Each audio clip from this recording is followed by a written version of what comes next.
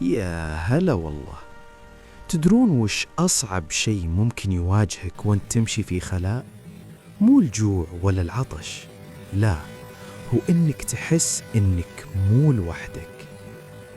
تخيل معي، أنت الحين في قلب صحراء جنوب الجزائر، الليل سادل ستارة، هدوء يخليك تسمع دقات قلبك، وفجأة تسمع صوت خرفشة وراك. تلتفت ما تلاقي أحد، ترجع تكمل مشيك وتلمح بطرف عينك سواد، أو بالأصح بياض يتحرك بين الأزقة القديمة. أنا عن نفسي والله لو مكانك ما التفت أصلا، المنحاش ثلثين المرجلة مثل ما يقولون. بس القصة اليوم مو مجرد خوف، هي لغز حير الناس لسنين. اليوم بنسولف عن أسطورة عيشوناش الجلابية. يقولون في القرى القديمة اللي غطتها الرمال كانت فيه بنت اسمها عيشوناش. البنت هذه كانت آية في الجمال والطيبة، والكل يحبها، لكن بلحظة انقلبت حياتها الجحيم. أخوها اللي كان كل دنيتها ضاع في الصحراء. عيشوناش ما قدرت تتحمل، صارت تطلع كل ليلة لابسة جلابيتها البيضة وتدور بين السكك وتنادي باسمه. صرخاتها كانت تقطع القلب. مرت الأيام واختفت عيشوناش، لكن هنا بدت الرواية الثانية. الناس صاروا يشوفون خيال أبيض يمشي في أنصاف الليالي، جلابية بيضة تتحرك لحالها ما لها ملامح، وأي واحد يمر من جنبها يحس برعشة تمشي في ظهره، ويسمع همس خفيف ينادي اسمه.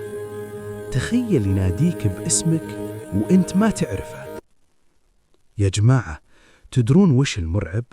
إن السوالف هذه ما وقفت عند عيشوناش وبس. أهل المناطق هناك يحكون عن ظلال في الواحات، وأصوات تطلع من القبور القديمة، وحتى المرايا في البيوت المهجورة يقولون إنها ما تعكس وجهك وبس. أنا أشوف إن الخيال الشعبي دايم يحب يبهر القصص، لكن لما يجمع كذا شخص على نفس الشوفة، هنا لازم نوقف ونقول فيه إن في الموضوع.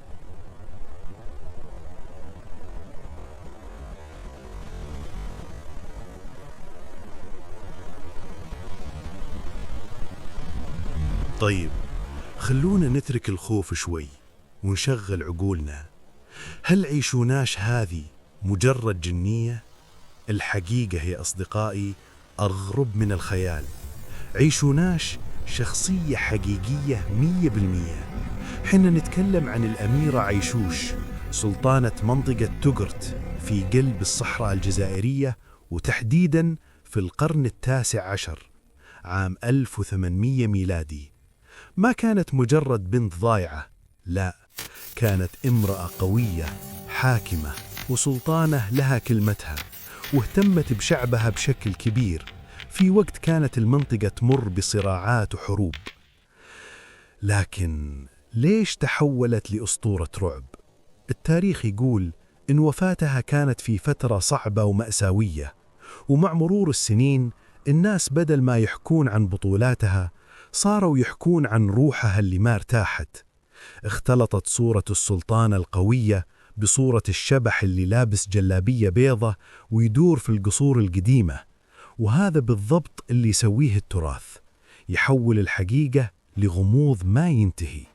نصيحتي لك، لو يوم رحت للجنوب الجزائري وقررت تتمشى في ذيك الواحات أو بين البيوت الطينية القديمة في تقرت، خلك حذر، لا تلتفت كثير للظلال، لأنك ما تدري، يمكن اللي تشوفه مو خيالك أنت. أنا لو شفت الجلابية البيضة والله يا أني بعطيها سبرنت يخلي بطل الأولمبياد يغار مني، بس الصدق الفضول ذابحني. والحين دوركم، لو كنت بمكان مظلم ولمحت ذيك الجلابية البيضة تناديك باسمك، وش راح تسوي؟ اكتبوا لي تحت في التعليقات، وخلونا نجهز للقصة القادمة. الظلال تنتظر. في أمان الله.